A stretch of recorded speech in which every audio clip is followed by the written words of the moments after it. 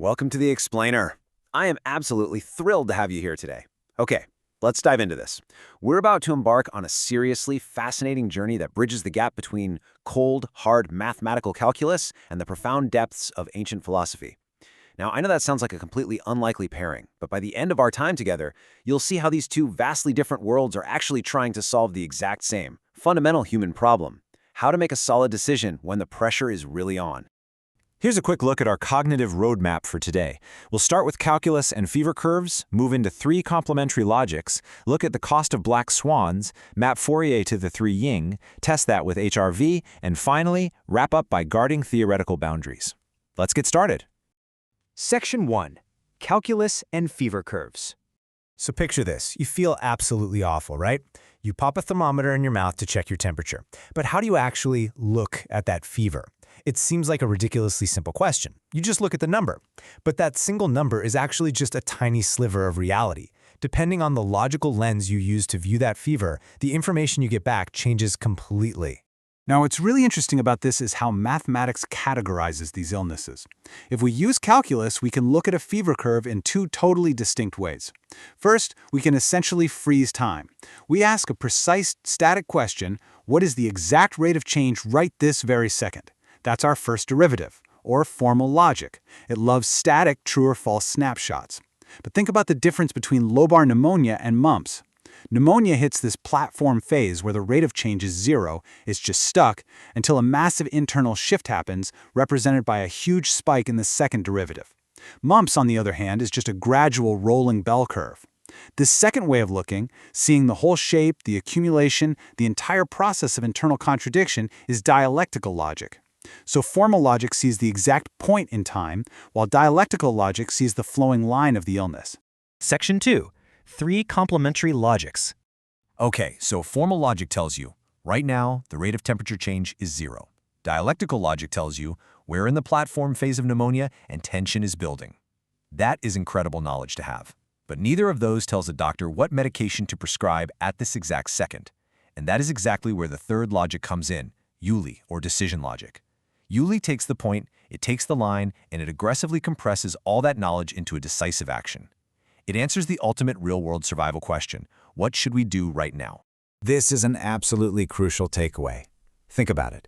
If you only have formal logic, you just have isolated, disjointed facts.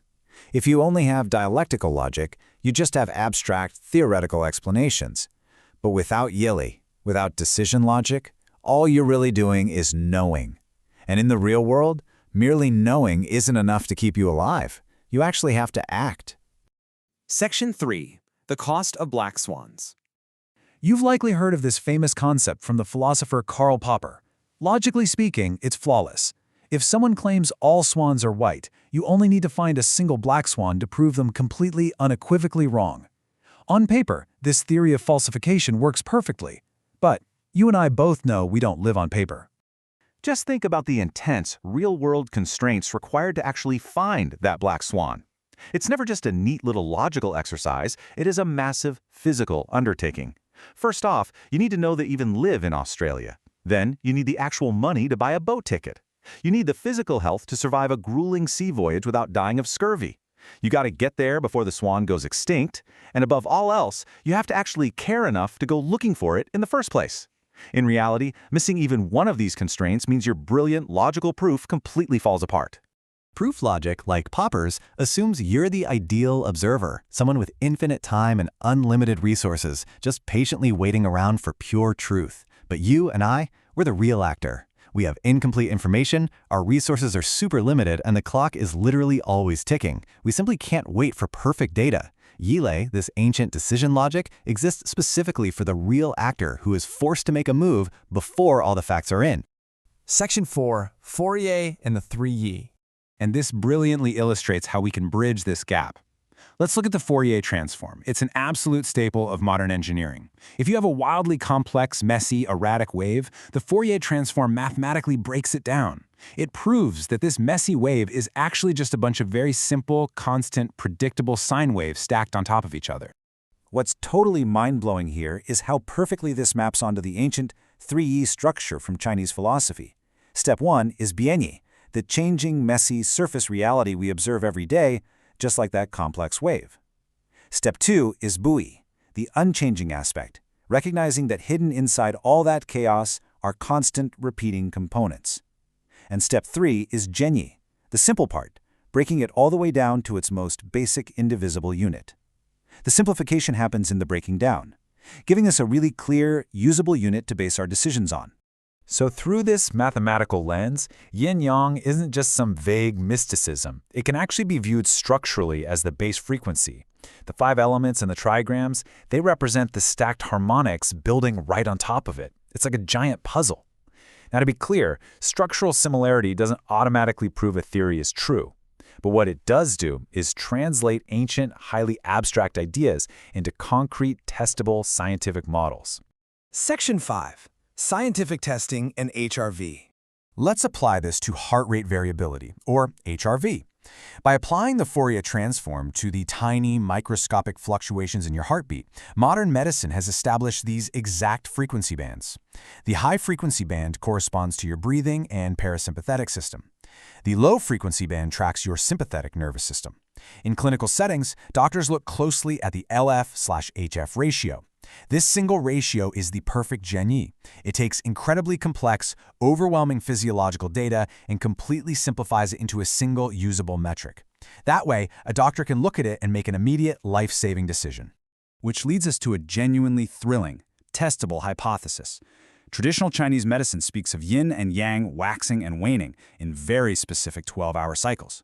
Well, if that's true, we shouldn't just take their word for it, right? We should be able to run a continuous 48 or 72-hour HRV test on a patient and literally see if those exact 12-hour rhythms appear in the LF/HF ratio.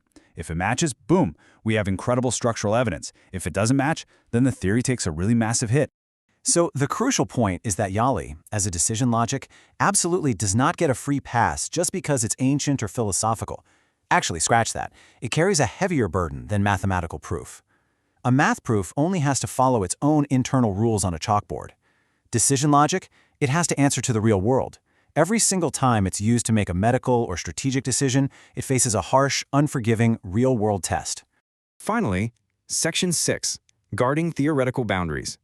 Any serious theory has to actively point out its own weak spots and clearly divide what's credible from what's just baseless. When we apply this decision logic to traditional medicine or military strategy, its credibility is exceptionally high because it's been rigorously tested in literal life-or-death scenarios for centuries.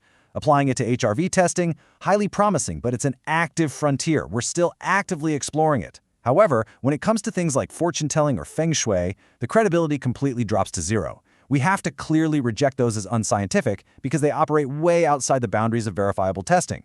No way around it. I want to let this thought sink in for a moment. A theory's weight is in knowing its boundaries, not the size of its ambition. We cannot use the tools of decision logic, which are specifically meant to help us act in the face of incomplete information, to try and answer ultimate metaphysical questions.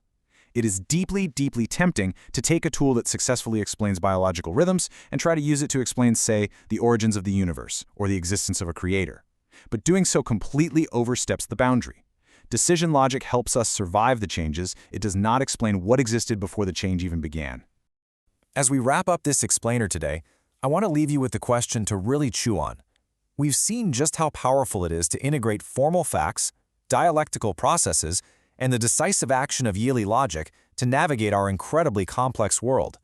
But if we can truly master this logic of action under uncertainty, what are the ultimate, boundless questions that we should be brave enough and wise enough to simply leave alone? Thank you so much for joining me today, and keep exploring.